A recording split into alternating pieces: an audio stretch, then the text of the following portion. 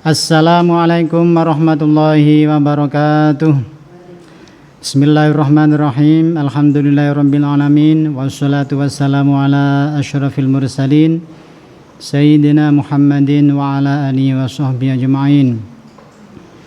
Anak-anak sekalian, sebelum mulai kegiatan ini marilah kita awali dengan berdoa kepada Allah sebagai bentuk daripada adab kita kepada Allah atas kesungguhan kita dalam berdoa. Oleh karena itu, sebelum doa dimulai, mari kita rapikan terlebih dahulu baju dan membersihkan yang ada di sekitar kita. Hal ini adalah sebagaimana telah difirmankan oleh Allah Subhanahu wa taala dalam surat At-Taubah 108 yang berbunyi wallahu yuhibbul mutahhirin, dan sesungguhnya Allah menyukai orang-orang yang bersih. Marilah kita awali kegiatan ini dengan bertawassul agar kita selalu mendapatkan rahmat dari Allah Subhanahu wa taala.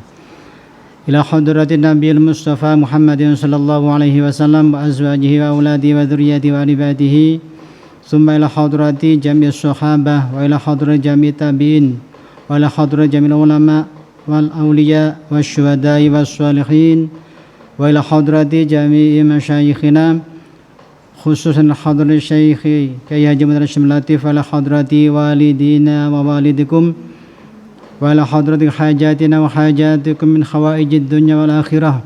Al-Fatihah. A'udzu billahi minasyaitonir rajim. Bismillahirrahmanirrahim. Alhamdulillahirabbil alamin arrahmanir rahim maliki yaumiddin. Iyyaka na'budu wa iyyaka nasta'in. Ihdinas siratal mustaqim. Siratal ladzina an'amta 'alaihim ghairil maghdubi 'alaihim waladdallin. Amin. Kemudian setelah kita bertawassul membaca Fatihah tadi yang kita tujukan kepada Kanjeng Nabi Muhammad dan keluarganya, kepada sahabat, kepada tabi'in dan seterusnya, kepada orang tua kita dan hajat kita, tentunya kita lanjutkan dengan membaca doa awal KBM. Setiap sesuatu diawali dengan berdoa maka akan mendapatkan barokah, akan mendapatkan kebaikan untuk kita semuanya dari yang kita lakukan, terlebih dalam hal masalah thalabul ilmi atau belajar. Oleh karena itu, mari kita ikuti doa bersama-sama yang merupakan doa awal KBM. Bismillahirrahmanirrahim. Allahumma ya man huwa fi ilmihi muhit, wa ya man huwa fi majdihi munir, wa ya man huwa fi ludfihi syarif, ya Hannan ya Mannan, akrimna binuril fahmi wa akhrijna min zulumatil wahmi warzuqna fahman nabiyyin wa hifdzal mursalin wa ilhamal malaikatil muqarrabin birahmatika ya arhamar rahimin. Sallallahu ala sayyidina Muhammad wa ala alihi washabbihi ajma'in walhamdulillahi rabbil alamin. Setelah itu mari kita lanjutkan dengan berdoa atau ikrar yang diisi dengan doa itu dengan berdiri bersama-sama. Silakan anak-anak diikuti dengan berdiri. Kami pun juga di sini dengan berdiri juga. Bismillahirrahmanirrahim.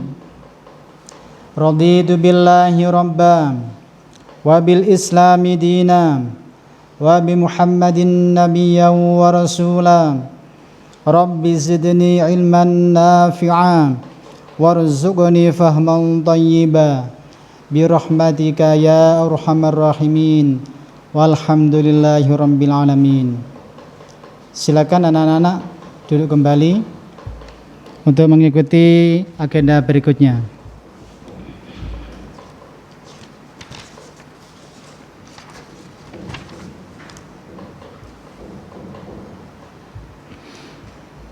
Anak-anak sekalian yang kami banggakan, kita semuanya dalam usaha kita, dalam ikhtiar kita, jangan sampai melupakan yang namanya berdoa kepada Allah Subhanahu wa taala. Salah satu ikhtiar doa kita itu tentunya disertai dengan bacaan sholawat. Karena doa kalau kita sertai dengan sholawat, bacaan sholawat, maka doa itu akan mudah diterima oleh Allah Subhanahu wa taala. Sholawat banyak sekali macamnya. Adapun di antara macam salawat itu pun juga ada yang namanya salawat badar. Oleh karena itu, marilah anak-anak kita ikuti pemutaran video salawat badar. Dari sini anak-anak bisa memperhatikan, bisa menyaksikan tayangan dari video tersebut. Mari kita ikuti bersama-sama.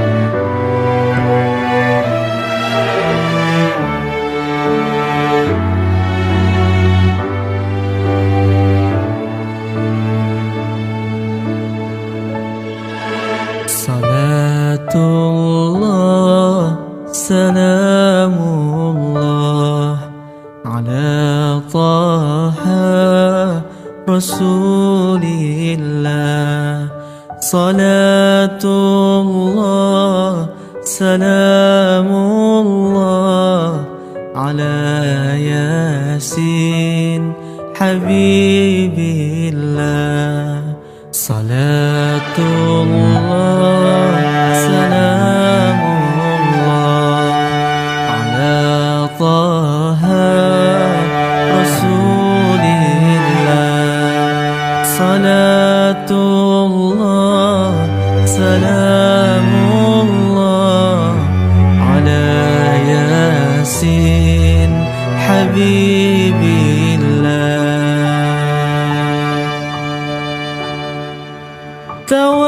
توسلنا ببسم الله وبالحادي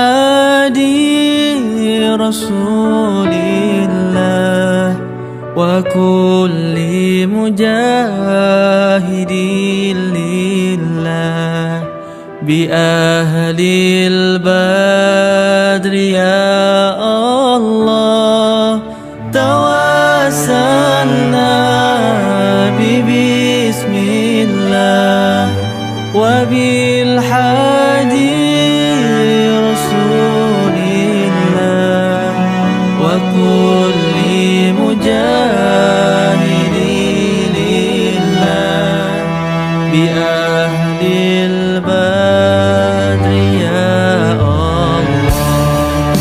صلاة الله سلام الله على طه رسول الله. صلاة الله سلام الله على ياسين حبيب الله. صلاة الله سلام الله على طه رسول الله. صلاة الله سلام الله على ياسين حبيب الله. إلهي سلم الأمة من الآفات والنقمة ومن حام ومن همة بأهل البدر يا الله. إلهي سالم الأمة من الآفات والنقمة ومن حام ومن همة بأهل البدر يا الله. صلاة الله سلام الله على طه رسول الله. صلاة الله سلام الله على ياسين حبيب الله. صلاة الله سلام الله على ياسين حبيبي الله.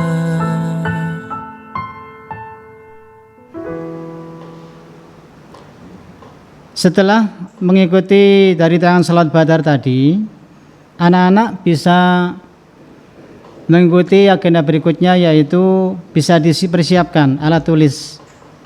Alat tulis pelengkap dengan bukunya masing-masing di rumah masing-masing. Anak-anak bisa dijawab dari pertanyaan yang akan kita ajukan. Pertama yaitu siapa pengarang atau penyusun selawat badar. Yang kedua adalah penyusun selawat badar ini adalah cucu dari siapa. Yang ketiga adalah Indonesia sedang terjadi peristiwa apa pada saat penyusunan selawat badar tersebut. Nah, oleh karena itu ada baiknya jikalau anak-anak ikuti lagi pemutaran video sejarah tersusunnya selawat badar. Nanti bisa diikuti dari awal sampai akhir. Itu nanti insya Allah anak-anak bisa menjawab dari 3 pertanyaan yang kita ajukan tadi.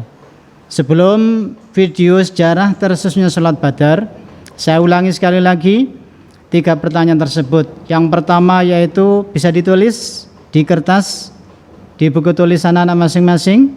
Sudah siapkan? Baik. Yang pertama adalah pertanyaannya, siapa pengarang atau penyusun selawat badar?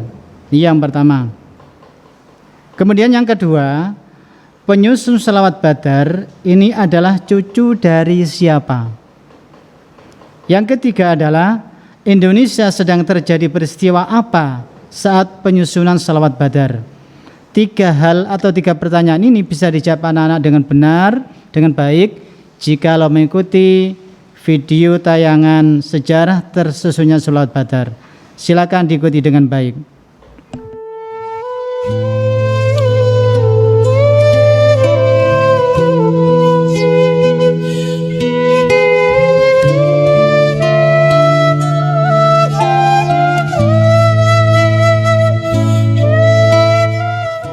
Salawat Badar berisi puji-pujian kepada Rasulullah SAW dan ahli Badar, para sahabat yang mati syahid dalam perang Badar, berbentuk syair dan dinyanyikan dengan lagu khas. Salawat ini digubah oleh Kiai Ali Mansur, salah seorang cucu dari Kiai Haji Muhammad Siddiq Jember pada tahun 1960. Kiai Ali Mansur saat itu menjabat Kepala Kantor Departemen Agama Banyuwangi, sekaligus menjadi Ketua PCNU di tempat yang sama. Proses terciptanya sholawat ini penuh dengan misteri dan teka-teki.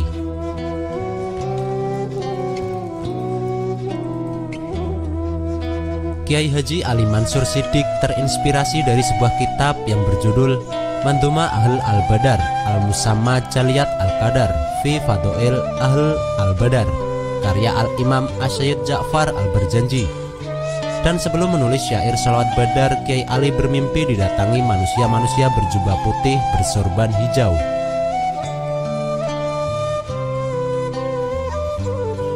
Pada suatu malam, Kiai Ali tidak bisa tidur. Sambil terus merenung, Kiai Ali terus memainkan penanya di atas kertas, menulis syair-syair dalam bahasa Arab. Beliau memang dikenal mahir membuat syair sejak masih belajar di pesantren Lirboyo, Kediri.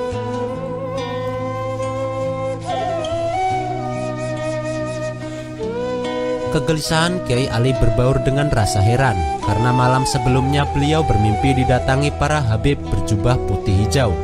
Semakin mengherankan lagi karena pada saat yang sama istrinya mimpi bertemu Rasulullah SAW.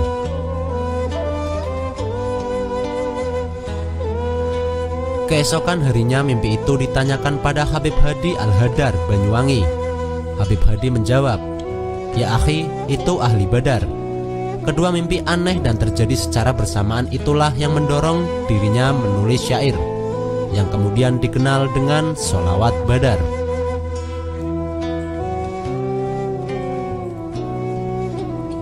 Keheranan muncul lagi karena keesokan harinya banyak tetangga yang datang ke rumahnya sambil membawa beras, daging, dan lain sebagainya, layaknya akan mendatangi orang yang akan punya hajat mantu. Mereka bercerita bahwa pada pagi-pagi buta pintu rumah mereka didatangi orang berjubah putih yang memberitahukan di rumah Kiai Ali Mansur akan ada kegiatan besar. mereka diminta membantu, maka mereka pun membantu sesuai dengan kemampuannya. Siapa orang yang berjubah putih itu? Pertanyaan itu terus mengiang dalam benak Kiai Ali tanpa jawab. Namun malam itu banyak orang bekerja di dapur untuk menyambut kedatangan tamu yang mereka sendiri tidak tahu siapa, dari mana, dan untuk apa. Pagi-pagi sekali menjelang matahari terbit, serombongan habaib berjubah putih hijau dipimpin Habib Ali bin Abdurrahman Al-Habsyi dari Kuitang, Jakarta, datang ke rumah Kiai Ali Mansur. Alhamdulillah, ucap Kiai Ali ketika melihat rombongan yang datang adalah para habib yang sangat dihormati keluarganya.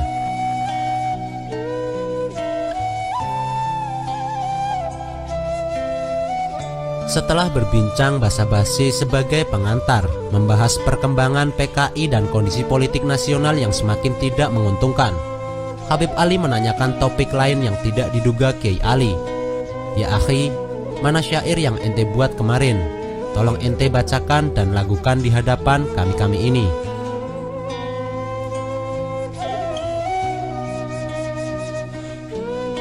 Tentu saja Kiai Ali terkejut, sebab Habib Ali tahu apa yang dikerjakannya semalam. Namun beliau memaklumi, mungkin itulah karomah yang diberikan Allah kepadanya. Sebab dalam dunia kewalian, pemandangan seperti itu bukanlah perkara yang aneh dan perlu dicurigai.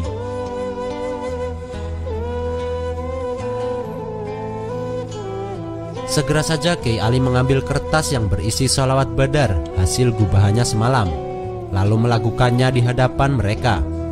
Kiai Ali juga memiliki suara yang bagus. Di tengah alunan suara sholawat badar itu, para habib mendengarkannya dengan khusyuk. Tak lama kemudian mereka meneteskan air mata karena haru.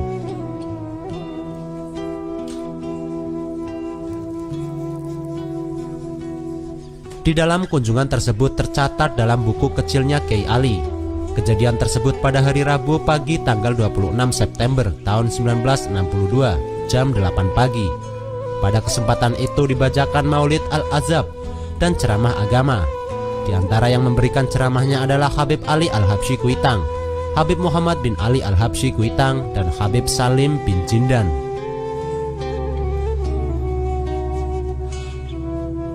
Di dalam rombongan tersebut ikut diantaranya Habib Ali bin Husain Al-Atos Bungur, Habib Ahmad bin Ghalib Al-Hamid Surabaya, Habib Umar As-Segaf Semarang, dan banyak lagi yang lainnya para pembesar ulama pada waktu itu.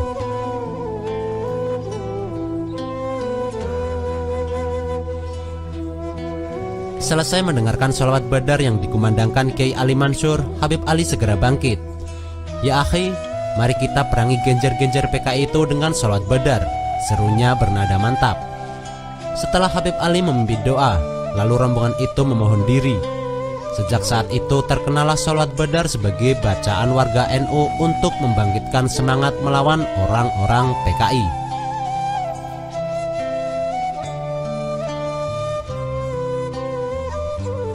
Untuk lebih mempopulerkannya, Habib Ali mengundang para habib dan ulama termasuk Kiai Ali Mansur dan Kiai Haji Ahmad Kusyairi, paman Kiai Ali Mansur, ke Jalan Kuitang, Jakarta.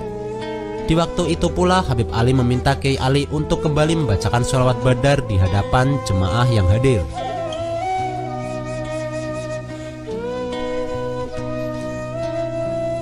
Sehingga membuat sholawat badar menjadi masyhur tersebar luas di mana-mana. Apalagi sholawat tersebut setelahnya selalu dibaca di awal majelisnya Habib Ali Al-Habsyi Kuitang. Setelah itu Habib Ali Al-Habsyi meminta kepada para muridnya untuk mencetak teks sholawat tersebut dan dibagi-bagikan kepada para jamaahnya.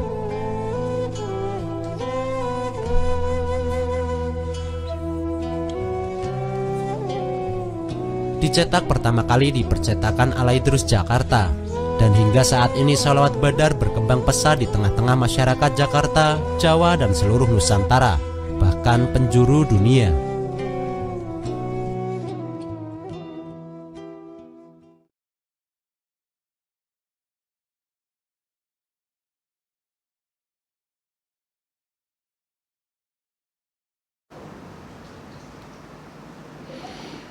Anak-anak sekalian yang kami banggakan, ya, kita lanjutkan bahwasanya selawat Badar tadi, selawat Badar yang barusan kita ikuti bersama-sama tayangannya atau videonya, itu adalah dinamakan selawat Badar.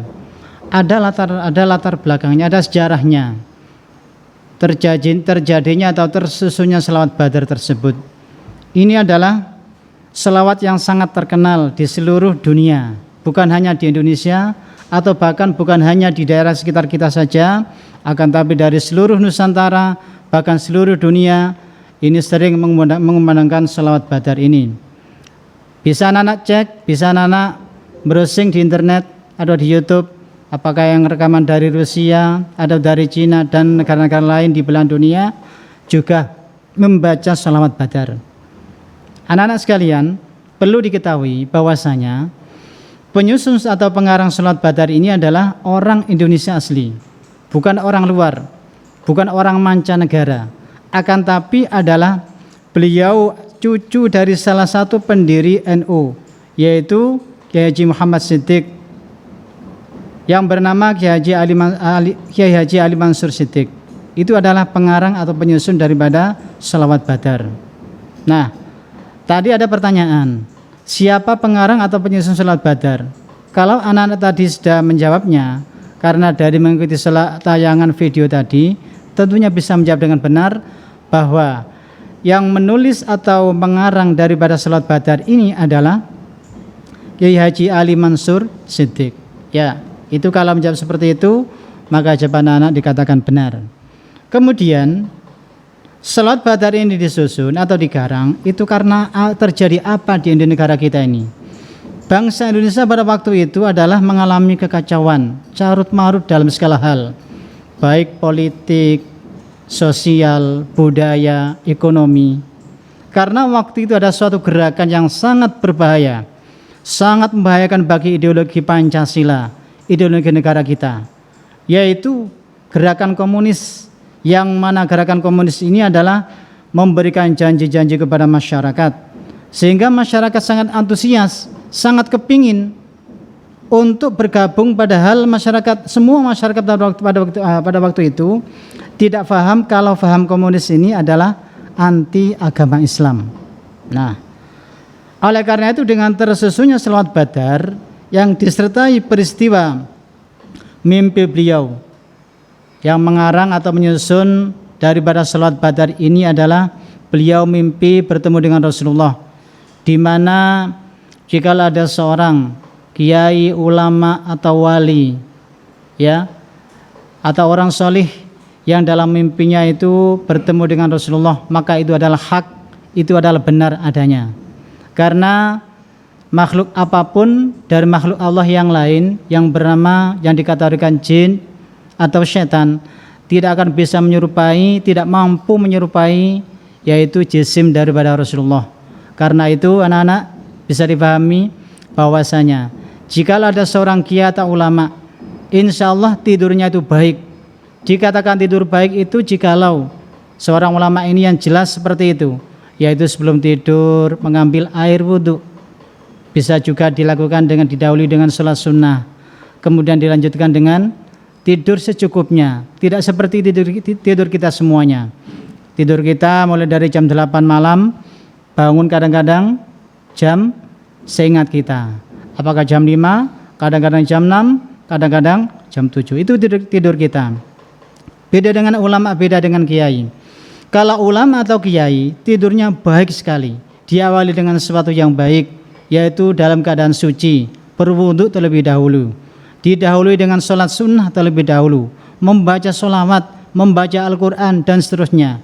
Oleh karena itu pada waktu itu penyusun selawat Badar bermimpi bertemu dengan Rasulullah, itu adalah merupakan hal yang benar adanya. Di samping bertemu dengan Rasulullah Muhammad SAW, juga bertemu dengan para sahabat perang Badar. Nah, tidak layak jikalau, maksud kami adalah selawat ini dikatakan selawat Badar karena Kanjeng Nabi, karena para ulama yang mengarang daripada selawat Badar ini adalah bertemu dengan Kanjeng Nabi Muhammad SAW dan para sahabat perang Badar, sehingga selawat ini dinamakan dengan selawat Badar. Kemudian Berikutnya anak-anak perlu kita diketahui bahwasanya untuk keselamatan daripada bangsa Indonesia dari kehancuran, dari pemberontakan PKI, ya. Oleh karena itu ulama NU seluruh Indonesia kompak bersatu, semuanya membaca salawat Badar. Barokah daripada salawat Badar ini, ya, barokah dari salawat Badar ini, saya ulangi sekali lagi, itu akhirnya Allah mengabulkan daripada doa yang telah dipanjatkan oleh para ulama, para kiai, juga para pejuang pada waktu itu, juga oleh rakyat Indonesia yang berjuang untuk merdeka, untuk terbebas daripada gerakan PKI, gerakan komunis. Alhamdulillah Indonesia aman daripada ancaman-ancaman atau gerakan PKI yang pada waktu itu. Ini semuanya adalah barokah daripada salawat Badar. Anak-anak sekalian, untuk semakin meningkatkan rasa cinta kita kepada Rasulullah, di samping kita membaca sholawat, penting juga kita juga menyimak video kisah Rasulullah SAW. Yang pertama, kisah mukjizat Rasulullah, yang mana dari mukjizat itu adalah Rasulullah mampu membelah dan memegang bulan. Bayangkan, bulan yang ada di langit sana, di atas sana, yang jangkauannya berapa ribu, berapa juta kilometer itu, kita tidak mampu yang jelas. Akan tapi Rasulullah diberikan kemampuan oleh Allah bisa memegang dan bisa membelah daripada bulan tersebut. Yang kedua yaitu betapa mulianya Rasulullah Muhammad SAW. Oleh karena itu semuanya itu adalah dibuktikan oleh Rasulullah atas kemuliaan beliau. Bukti apa? Yaitu dibuktikan dengan beliau tidak membalas kepada suku Taif yang waktu itu menyakiti Rasulullah. Rasulullah tidak membalas dengan hal yang lain, akan tapi justru malah mendoakan kepada penduduk Taif waktu itu dengan doa-doa yang baik. Anak-anak, mari kita ikuti tayangan video yang akan diputar oleh tim kami.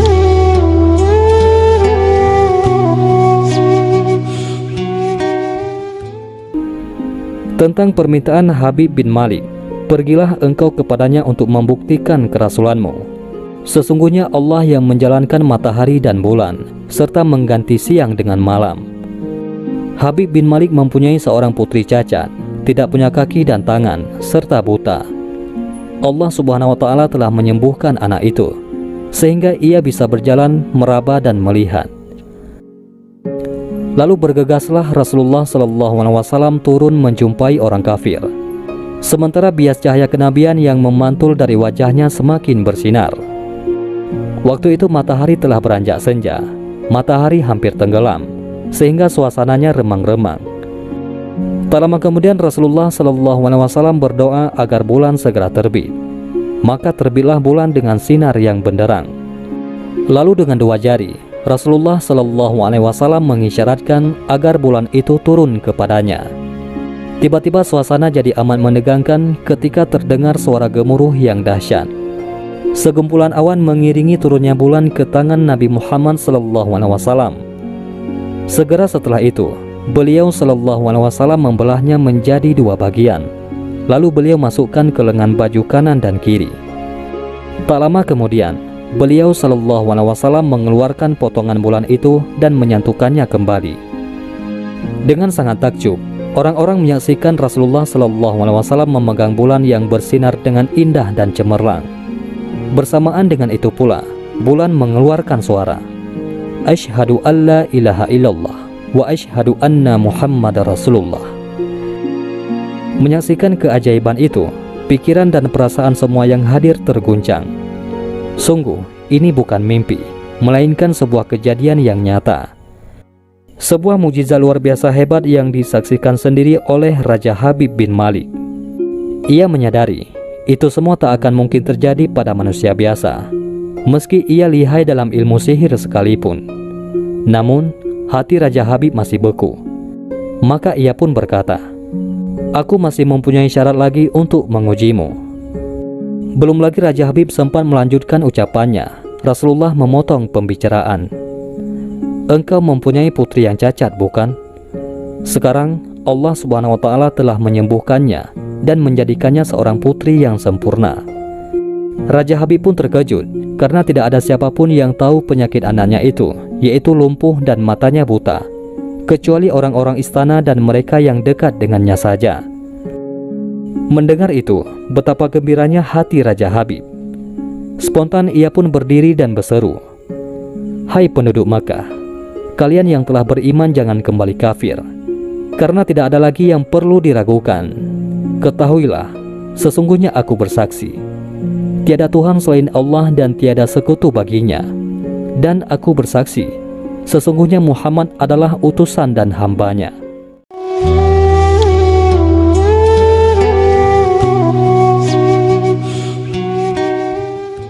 Penduduk Taif melemparnya dengan batu, lempar dengan kemarahan, lempar dengan segala hal. Apa kata Nabi? Karena alam nashrah laka sadrak, kata Nabi, ya Rabb. Ketika dua malaikat penjaga bukit mengatakan, angkat tanganmu Muhammad, mud yadaika ila sama, angkat tanganmu ke langit dan mohonkan kepada Allah supaya kami angkat gunung Taif untuk menghimpit mereka yang tidak punya sopan santun itu. Murka malaikat. Bagaimana Rasulnya dilempar dengan batu, berdarah menetes, bentengnya Zaid bin Thabit luar biasa, tidak mampu menghalanginya. Apa yang terjadi?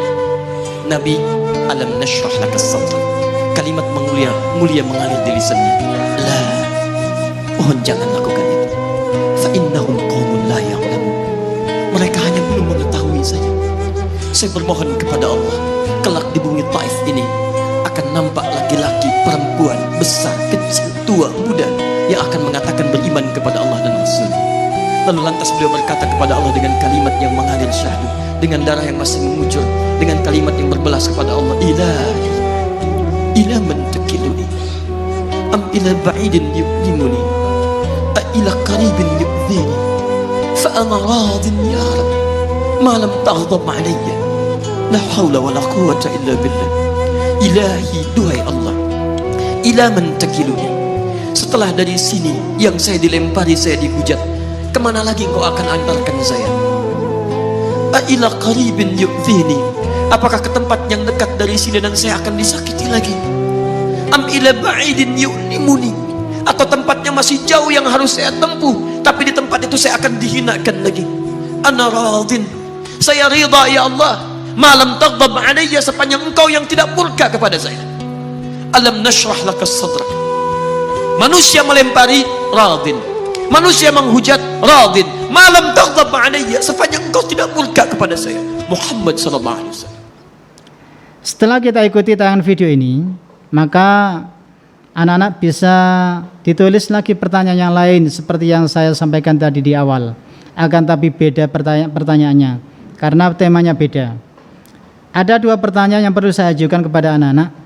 Pertama yaitu, siapa saja nama yang muncul dalam cerita tersebut, yaitu dari tayangan video tadi. Yang kedua, apa saja mukjizat Rasulullah Shallallahu Alaihi Wasallam. Anak-anak, jikalau sudah mengikuti video dari awal sampai terakhir, pahami dengan betul, memahami dengan baik atas tayangan tersebut, insya Allah anak-anak bisa menjawab yang benar dari pertanyaan tersebut. Kemudian yang perlu kita perhatikan adalah di ajaran Ahlus Sunnah wal Jamaah atau Nahdlatul Ulama, Ahlus Sunnah wal Jamaah Nahdiyah ini ada ajarannya yang bernama Mabadi' Khaira Ummah. Mabadi' Khaira Ummah itu adalah 3 kalimat, 3 ungkapan. Satu mabadi', yang kedua khaira, yang ketiga ummah. Kalau kita ikuti arti dari satu persatu ungkapan itu adalah, mabadi itu adalah dasar atau asas atau pedoman. Kemudian khaira itu adalah terbaik, yang paling baik, yang ideal. Kemudian kalau ummah adalah masyarakat atau manusia atau orang. Itu adalah arti ungkapan daripada mabadi khaira ummah. Maksudnya apa dari ungkapan ini yang merupakan ajaran Ahlus Sunnah wal Jamaah An-Nahdiyah ini adalah mabadi khairu ummah itu adalah merupakan langkah pokok atau dasar yang baik untuk menjadikan manusia yang terbaik, menjadikan manusia yang terbaik. Nah, anak-anak sekalian, kita lanjut dengan kegiatan yang lain. Di dalam video tadi itu juga ditayangkan bahwasanya ada salah satu mukjizat Rasulullah ditayangkan dalam video tersebut, yaitu Rasulullah bisa membelah bulan, juga bisa membelah bulan dan memegangnya. Di samping membelah juga bisa memegangnya. Bayangkan, itu adalah merupakan hal yang sangat luar biasa. Kemudian beliau pun juga pada waktu itu disakiti oleh penduduk Taif, akan tapi beliau tidak membalasnya dengan sesuatu yang menyakitkan kepada mereka. Justru malah mendoakan mereka dengan doa yang baik. Ini adalah merupakan hal yang harus kita tiru atas kemuliaan beliau. Paling tidak kita jangan sampai menyakiti orang lain. Kemudian hal semacam itu adalah sesuai dengan ungkapan atau firman Allah Subhanahu wa taala dalam Al-Qur'an. Wa ma arsalnaka illa rahmatan lil alamin. Nabi diutus di sini. Arti dari ayat tersebut adalah, dan tiadalah kami mengutusmu Muhammad melainkan untuk menjadi rahmat bagi semesta alam. Karena Nabi Muhammad itu diutus di bumi ini. Di atas bumi ini adalah sebagai rahmat bagi seluruh alam, semesta alam, baik itu manusia yang ada di Arab sana maupun yang ada di luar Arab sana. Terlebih juga tidak lupa yang ada di Indonesia ini. Bayangkan anak-anak, kita bisa menggambarkan, kita semuanya, saya dan anak-anak, bahkan bukan hanya itu, orang tua kita, mbah-mbah kita yang ada di Indonesia ini, yang ada di Pulau Jawa ini, yang ada di Sidoarjo ini, tentunya kita semuanya tidak pernah tahu, tidak pernah kenal kepada Kanjeng Nabi Muhammad Shallallahu Alaihi Wasallam. Akan tapi kenapa kita begitu yakin, kita begitu cinta, kita begitu senang kepada Rasulullah? Sebagai buktinya adalah kita pernah atau bahkan sering membaca sholawat, ataupun mungkin kita pernah mengikuti kegiatan seperti pembacaan sholawat tiba dan seterusnya. Atau barangkali di HP kita, di HP Android kita isi dengan aplikasi sholawat, di antaranya mungkin sholawat Badar. Itu adalah merupakan bukti bahwa kita adalah cinta kepada Rasulullah. Nah, padahal kita semuanya tidak pernah kenal kepada beliau, tidak pernah ketemu kepada beliau. Iya, kalau kita misalkan ada orang senang kepada orang lain, ada satu anak yang sudah kenal kepada orang lain sehingga ada timbul rasa senang, rasa cinta, karena kenal, karena sering ketemu, sering dialog, sering komunikasi. Karena dari adanya kesamaan persepsi di antara mereka yang sudah saling kenal, yang sudah komunikatif, sehingga timbul rasa senang, timbul rasa senang. Nah, di sini tidak begitu Rasulullah. Kita kepada Rasulullah itu tidak pernah kenal, tidak pernah tahu. Akan tapi kita di Indonesia ini justru kita malah cinta kepada Rasulullah, senang kepada ajaran beliau. Buktinya kita mau mengamalkan apa yang telah pernah dilakukan oleh Rasulullah Muhammad Sallallahu Alaihi Wasallam. Anak-anak sekalian yang kami banggakan.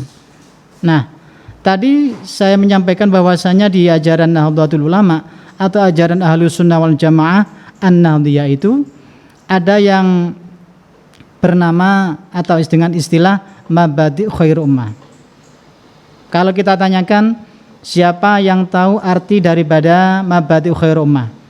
Tadi di depan saya sampaikan bahwasanya Mabadi' Khair Ummah itu adalah beberapa dasar ungkapan atau pokok yang bisa digunakan sehingga menjadi orang yang terbaik. Artinya bagaimana maksudnya dari ungkapan itu?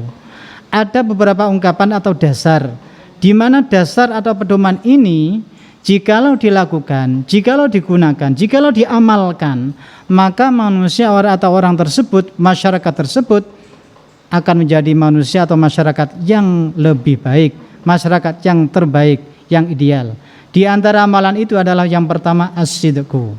As-sidqu artinya adalah kejujuran. Kejujuran sangat dibutuhkan di segala hal, dimanapun adanya. Sangat dibutuhkan kejujuran. Salah satu contoh di keluarga kita. Jikalau anak-anak itu jujur kepada orang tuanya, maka orang tua akan secara otomatis akan senang kepada anak-anaknya yang telah jujur dalam segala hal yang telah dilakukan kepada orang tuanya. Di sekolah misalkan dalam suatu lembaga pendidikan, seorang siswa jujur kepada sama temannya, kepada gurunya, kepada wali kelasnya, terhadap kepala sekolahnya. Kalau jujur, insya Allah anak-anak akan disenangi, anak-anak akan termasuk orang yang baik, anak-anak termasuk orang yang terpilih di antara orang-orang yang lain. Itu as-sidqu. Sangat dibutuhkan yang namanya kejujuran. Yang kedua yaitu al-amanah wal wafa bil ahdi. Al-amanah itu adalah artinya dapat dipercaya. Wal wafa bil ahdi itu adalah menepati janji. Semuanya ini kalau dikategorikan dapat dikatakan perkara yang sulit barangkali, akan tapi kalau kita usahakan, kita upayakan, insya Allah dengan sendirinya paling tidak minimal kita bisa melaksanakan sedikit demi sedikit. Mulai dari as-sidqu, kita bisa berbuat atau berlaku jujur, berlaku benar, baik ucapan kita, baik perilaku kita, tindak laku kita, semuanya kita awali dengan kejujuran. Semuanya kita lakukan dengan kejujuran. Kemudian dapat dipercaya merupakan hal yang baik, merupakan hal pokok yang senantiasa merupakan ajaran amalan mabadi khairu ummah. Jikalau kita lakukan, maka kita akan menjadi orang yang baik. Berikutnya yaitu al-adalah, yaitu objektif, proporsional atau taat asas. Al-adalah yang diartikan dengan proporsional, menempatkan sesuatu pada tempatnya. Karena adil, objektif, tidak pilih-pilih, tidak yaitu milih yang sana, milih yang sini, tidak seperti itu. Proporsional, bersikap adil terhadap siapapun, apakah terhadap teman dekatnya atau orang yang dicintai, orang yang disenangi, itu semuanya dia selalu objektif kepada siapapun. Yang berikutnya adalah at-ta'awun, saling menolong atau tolong menolong, saling membantu, gotong royong. Anak-anak sekalian, jikalau termasuk pokok atau dasar ini kita lakukan, tolong menolong atau dalam bahasa Arabnya, dalam istilah mabadi khairu ummah disebut dengan at-ta'awun. Insyaallah kita termasuk atau tergolong orang-orang yang baik. Jikalau kalian seorang siswa akan menjadi peserta didik atau siswa yang baik karena mau membantu, mau menolong. Akan tapi walaupun demikian, menolong atau membantu, saling menolong itu ada batasannya. Kenapa ada batasannya? Ya, contoh tolong menolong tidak baik, ada yang tidak baik. Contohnya adalah ketika kita ujian, ketika anak-anak melaksanakan semester, maka di situ tidak ada yang namanya istilah tolong menolong, saling bantu. Percaya diri sangat dibutuhkan, dikerjakan dengan baik sesuai dengan analisa pekerjaan anak-anak sendiri. Tidak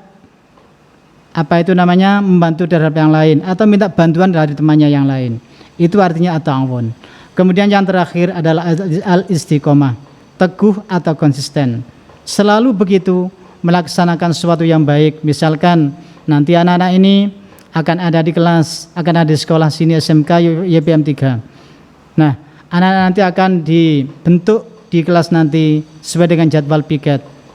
Kalau itu dilakukan sesuatu dengan yang baik, secara konsisten, secara teguh, baik itu tata tertib maupun menjaga kebersihan di kelas, menjaga kebersihan di rumah masing-masing dengan terus-menerus setiap hari, insya Allah itu adalah merupakan hal yang baik.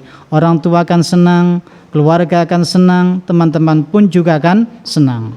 Begitu juga Bapak Ibu guru di sekolah, semuanya akan senang kepada anak-anak. Berikutnya anak-anak, termasuk tanda kita adalah kenapa kita harus membaca sholawat, kenapa kita harus membaca salam kepada Rasulullah Muhammad SAW. Karena Allah sendiri dan malaikatnya itu pun juga membaca sholawat kepada Rasulullah Muhammad SAW dan mengucapkan salam kepada beliau. Hal ini adalah disampaikan, difirmankan oleh Allah Subhanahu wa taala dalam surat Al-Ahzab ayat 56 yang berbunyi, innallaha wa malaikatahu yusholluna 'alan nabi ya ayyuhalladzina amanu shollu 'alaihi wa sallimu taslima. Sesungguhnya Allah dan malaikatnya bersalawat untuk Nabi. Saya ringkas saja. Ini adalah Allah dan malaikat yang baca salawat kepada Nabi. Kita ini bukan Tuhan, kita ini bukan malaikat, kita semuanya adalah manusia. Jikalau kita ini adalah merupakan orang yang sering atau pernah baca salawat, insya Allah kita termasuk adalah orang-orang yang baik, orang-orang yang terpilih, dan insya Allah kita nanti akan mendapatkan syafaat oleh Allah Subhanahu wa Ta'ala, dan syafaat daripada Rasulullah Muhammad SAW di akhirat kelak. Anak-anak sekalian yang kami hormati, nah, Nabi Muhammad SAW itu adalah merupakan Nabi akhir zaman, di mana sebelumnya pun juga ada nabi-nabi yang sebelumnya yang jumlahnya sangat banyak sekali. Di antara Nabi dan Rasul sangat banyak sekali. Akan tapi dalam suatu hadis disampaikan bahwasanya Inna Rasulullah sallallahu alaihi wasallam qala likulli nabiyyin da'watun yad'uha fa uridu an akhtabi'a da'wati syafa'atan li ummati yaumal qiyamah. Nah, dalam hadis ini disampaikan bahwasanya setiap nabi itu selalu mengajak kepada kebaikan. Selalu mengajak kepada kebaikan. Oleh karena itu, kita yang sampai saat ini belum pernah ketemu dengan Rasulullah, akan tapi kita bisa mengikuti ajakan beliau melalui guru-guru kita, melalui para alim, para ulama kita semuanya yang telah mengajarkan keilmuannya kepada kita semuanya, sehingga kita dapat menyerap keilmuan tersebut. Akhirnya kita dapat mencintai Rasulullah, akhirnya kita dapat melaksanakan apa yang telah pernah disampaikan oleh Rasulullah terkait dengan akhlakul karimah, terkait dengan budi pekerti yang baik. Anak sekalian yang kami hormati, yang kami banggakan. Nah, kesimpulan daripada yang saya sampaikan di atas. Satu, ajaran NU adalah merupakan hal yang pasti bersumber dari Rasulullah Muhammad SAW yang telah dibawa oleh para alim ulama. Kalau dibentuk dalam suatu skema, Rasulullah mengajarkan syariat atau ajaran Islam, kemudian disampaikan kepada sahabat. Seperti contoh, ada sahabat Anas bin Malik, ada sahabat sahabat Ibnu Umar bin Khattab. Ada juga dari sahabat Anas bin Malik ini dilanjutkan kepada kelanjutannya, yaitu Sidina Ja'far Shadiq bin Zainal Abidin bin Husain bin Ali. Kemudian dilanjutkan kepada Imam Maliki, dilanjutkan kepada muridnya atau santrinya Imam Syafi'i, dilanjutkan kepada Imam Hambali, sampai pada ulama-ulama sekarang ini yang telah membawa risalah atau ajaran dari Rasulullah. Itu adalah semuanya diamalkan oleh ulama-ulama NU. Yang kedua yang merupakan kesimpulan dari yang saya sampaikan, yaitu NU berperan penting mulai dari berdirinya Indonesia hingga mencegah terjadinya kehancuran Indonesia. Nah, itu semuanya adalah hal yang telah ada dalam ajaran Ahlus Sunnah wal Jamaah An-Nahdiyah.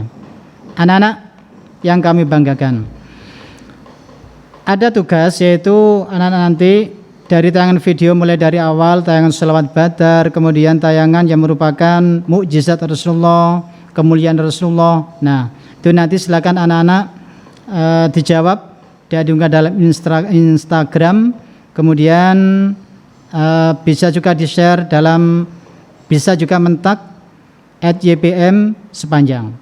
Nah, anak-anak sekalian, marilah sekali lagi kita melantunkan Shalawat Badar. Bisa ditirukan anak ya, terima kasih. Kemudian anak-anak, setelah kita baca Shalawat Badar semuanya, marilah kita mengucapkan terima kasih, dan sebagai bentuk terima kasih kepada Kanjeng Nabi Muhammad SAW, marilah kita mencium lafaz Muhammad yang telah dibawa anak-anak. Di buku anak-anak itu ada lafaz yang bertuliskan Muhammad.